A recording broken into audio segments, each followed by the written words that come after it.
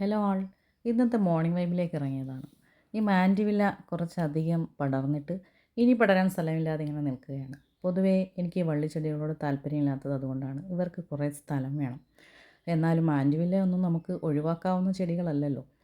ഇത് നോക്കണ്ട, എൻ്റെ വിൻഗക്കാട് തന്നെയാണ്. ഞങ്ങളെ ഇതുവരെ ഇവൾ വെട്ടി വൃത്തിയാക്കിയില്ല എന്ന് പറഞ്ഞുകൊണ്ടിരിക്കുകയാണ് അവർ പരസ്പരം. ഒരു നോട്ടവും പാട്ടവും ഇല്ലാതെ പടർന്നു പോയിക്കൊണ്ടിരിക്കുന്ന ഈ ഒരു ചെടിയാണ് ഈ ക്യാറ്റ്സ് ക്ലോ എന്ന് പറയുന്നത്. കണ്ടു നിന്നാൽ മഞ്ഞപ്പരവതാനിയൊക്കെ തന്നെയാണ്, പക്ഷേ ഒരു നിയന്ത്രണമില്ലാതെ വളർന്നുകൊണ്ടിരിക്കും. അടുത്തുള്ള ചെടികൾക്ക് കൂടി വെയിലും വെട്ടവും കൊടുക്കാതെ അവരെ പൊതഞ്ഞു പിടിച്ച് വളരും. അപ്പോൾ ഇത് ഒന്ന് വെട്ടി വൃത്തിയാക്കാനാണ് ഇന്നത്തെ ഉദ്ദേശം. ഒരുവിധം കഷ്ടപ്പെട്ട് 4 സൈഡും വെട്ടി വൃത്തിയാക്കിയിട്ടുണ്ട്.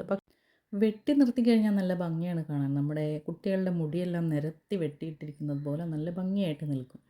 അതുപോലെ ഇന്ന് മറ്റൊരു പ്രൂണിങ് കൂടി ബാക്കിയുണ്ട്. നമ്മുടെ ബോഗൺവില്ല വളരെ നീണ്ട് വളർന്നിങ്ങനെ പോവുകയാണ്. നോർമലി സീസൺ കഴിയാറാകുമ്പോഴാണ് ബോഗൺവില്ല ഇങ്ങനെ നീണ്ട് വളരാനുള്ളത്. പക്ഷേ എൻ്റെ ഈ വൈറ്റ് ബോഗൺവില്ലയൊക്കെ നല്ല കുറ്റിയായിട്ട് നിന്ന് പൂത്തുകൊണ്ട് നിന്ന പ്ലാന്റ്സ് ആയിരുന്നു. പക്ഷേ ഇപ്പോൾ നന്നായിട്ട് നീണ്ടു പോകുന്നുണ്ട് എല്ലാം. ഈ പൂക്കൾ കൂടി കഴിയുമ്പോഴത്തേക്ക് അതും പ്രൂൺ ചെയ്ത് കൊടുക്കണം.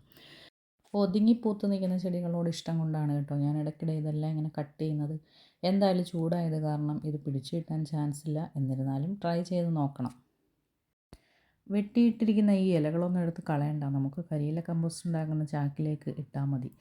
പിന്നെ ഇതിൻ്റെ ഓറഞ്ച് ഫ്ലോറിബണ്ട റോസാണ്. ഒരുപാട് കഥകളുള്ള ഒരു റോസാണ്. കഥകളൊക്കെ ആയിട്ട് നമുക്ക് വീണ്ടും കാണാം. സബ്സ്ക്രൈബ് ചെയ്യാത്തവരുണ്ടെങ്കിൽ നമ്മുടെ ചാനൽ ഒന്ന് സബ്സ്ക്രൈബ് ചെയ്യണേ.